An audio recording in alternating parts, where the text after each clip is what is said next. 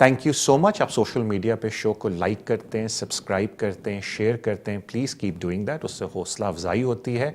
मुझे अक्सर लोग कहते हैं कि तारिक भाई शो के अलावा भी आप वीडियोस बनाएं, जो कि मैं पूरी कोशिश अब करूँगा। एक दो वीडियोस मैंने बनाई भी थी कोविड-19 के ऊपर, आई थिंक लॉन्ग रेजिडेंस पे, लेकिन अब से पूरी कोशिश करूँगा कि मैं रेगुलर इमिग्रेशन कवानीन के ऊपर आपके लिए वीडियोज़ लेके आऊँ।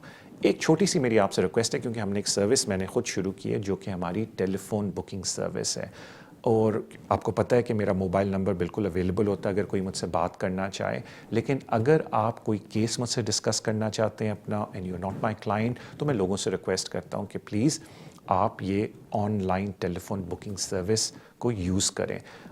इसका लिंक इस वीडियो के नीचे अवेलेबल है। आई विल बी ग्रेटफुल अगर आप इसको यूज़ करें। अगर आप चाहते हैं तो आप मुझसे रब्ता भी कर सकते हो और मैं आपको ये लिंक भी भेज सकता हूँ। बट मेरी छोटी सी रिक्वेस्ट है कि अगर आपको कोई मुझसे एडवाइस लेनी है, कोई इन्फॉर्मेशन लेनी है अपने केस के बारे में, क्योंकि आप मुझे डॉक्यूमेंट्स भिजवा रहे हैं, तो आई विल बी ग्रेटफुल अगर आप हमारी इस टेलीफोन सर्विस को यूज़ करें। उसके अलावा अगर आप मुझसे मिलना चाहते हैं, दैट इज़ वेरी ईजी। मेरे ऑफिस का number is at the bottom of the screen, या मेरा मोबाइल नंबर भी आपके पास अवेलेबल होता है। आप उस पर मुझसे रब्ता करके अपॉइंटमेंट बना सकते हैं। अपना ख्याल रखें। Thank you so much and enjoy. Assalamu alaikum, welcome to the channel Immigration with Tariq. I think finally जिस न्यूज़ का हम सारों को इंतज़ार था वो अब आ गई है। होम ऑफिस ने जो अपनी रीसेंट पॉलिसी निकाली है 26 मई को, उन्होंने उसमें कंफर्म करके दे दिया कि अब जब कोई भी बच्चे की रजिस्ट्रेशन की एप्लीकेशन डालेगा वो फ़ी वेवर के लिए अप्लाई कर सकता है। और जो मोस्ट कॉमन रजिस्ट्रेशन की एप्लीकेशंस हैं जो आपको पता होंगी, दोज आर जो लोग स्टेटलेस बच्चों की एप्लीकेशन डालते हैं, या जो लोग 10 ईयर पीरियड के अंदर जो एप्लीकेशन डालते हैं रजिस्ट्रेशन की। मैंने से 10 ईयर पीरियड मीनिंग जो बच्चा इस मुल्क में पैदा हुआ है and they reach the age of 10, continuously 10 साल इधर उन्होंने गुजार लिए हों, और वो जो रजिस्ट्रेशन की एप्लीकेशन डालते हैं, दोनों रजिस्ट्रेशन की एप्लीकेशन पे अब फ़ी वेवर शुरू हो गया है। अब फ़ी वेवर एक ऐसी चीज़ है जो आप लोगों को ऑलरेडी इसके बारे में पता भी होगा, बिकॉज काफ़ी लोग अगर आप मेरे शो फॉलो करते हैं, मैंने बहुत पहले भी बोला था फैमिली एंड प्राइवेट लाइफ के ऊपर भी फ़ी वेवर आपको मिलता है, और हमने उसके ऊपर अलग से वीडियोस भी बनाई हुई हैं। लेकिन अब मैं काफ़ी लोगों को जानता हूँ जिन्होंने शायद फ़ी वेवर कभी अप्लाई नहीं किया होगा, तो थोड़े से मैं आपको बैकग्राउंड इन्फॉर्मेशन दे दूँ फ़ी वेवर के बारे में, और थोड़ा सा मैं समझा दूँ कि जब आप अप्लाई करेंगे तो फ़ी वेवर में क्या चीज़ आप एक्सपेक्ट कर सकते हैं जब आप एप्लीकेशन फ़ी वेवर की डालेंगे। नॉर्मली होता ये है कि एप्लीकेशन जो रजिस्ट्रेशन की है इसको डालने से पहले आप फ़ी वेवर की एप्लीकेशन डालेंगे।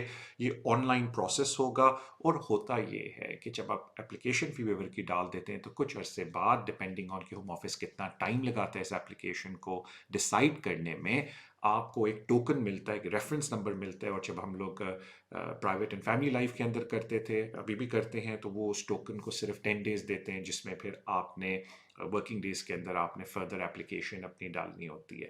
तो मोस्ट लाइकली आई थिंक यही प्रोसेस इधर फॉलो होगा। जब आप फ़ी वेवर की एप्लीकेशन डालें, एक बात का ख़ास ख्याल आपको रखना होता है कि नेम में कोई स्पेलिंग मिस्टेक ना हो, डेट ऑफ बर्थ करेक्ट हो।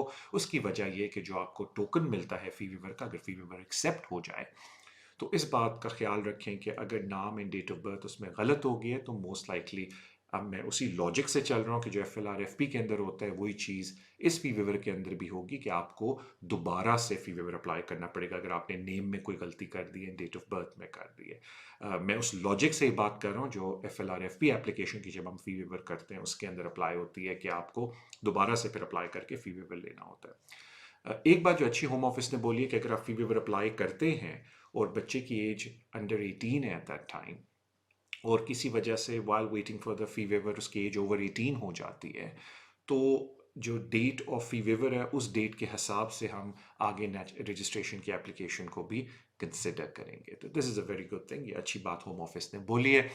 अब आ जाते हैं कि जब आप फ़ी वेवर डालेंगे तो वन थिंग जो वो अप्लाई करते हैं, जिसको हम अफोर्डेबिलिटी टेस्ट बोलते हैं, वो मेनली होम ऑफिस अप्लाई करते हैं इस फ़ी वेवर एप्लीकेशन के अंदर।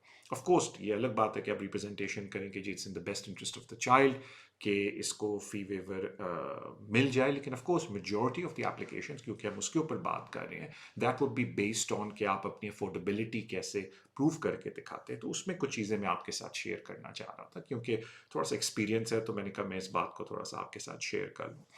तो नॉर्मली होता है कि आपने 6 मंथ्स की अपनी बैंक स्टेटमेंट देनी होती है और हर तरह की बैंक स्टेटमेंट देनी है।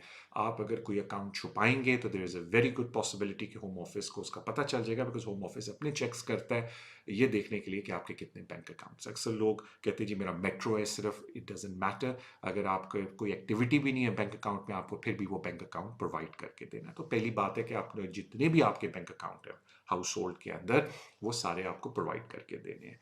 फिर सेकंड बात है एज अफोर्डेबिलिटी किस तरीके से देखी जाती है कि आपके अकाउंट में जितने भी इनकम आई है, अगर वो क्लियर इनकम है, यानी कि अगर आप एम्प्लॉयड हैं और वो सैलरी आ रही है, अगर आप सेल्फ एम्प्लॉयड हैं और आप एक्सप्लेन कर रहे हैं कि ये मेरी सेल्फ एम्प्लॉयमेंट इनकम है, तो उसको आपने एक्सप्लेन करना है एक अच्छे से कवरिंग लेटर के अंदर।